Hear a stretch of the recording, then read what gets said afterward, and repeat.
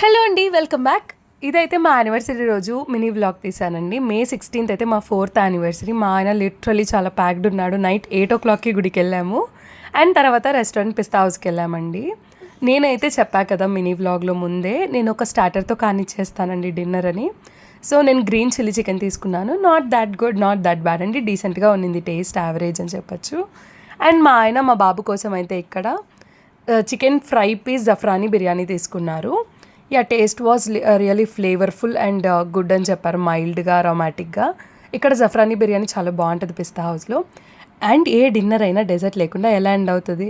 నా favourite part in Pista house అండి baklava. 3 types of baklava తీసేసుకున్నాను అండ్ అలాగే ఆప్రికాట్ డిలైట్ తీసుకున్నాను. దీంతో అయితే మా డిన్నర్ కంప్లీట్. మా ఆయన ఒక బ్లూబెర్రీ మొజిటో తీసుకున్నాడండి. ఇట్ వాస్ గుడ్ అంట. That's it for today guys. Please నచ్చితే కాస్త సబ్స్క్రైబ్ చేసుకొని సపోర్ట్ చేయండి గైస్, ప్లీజ్.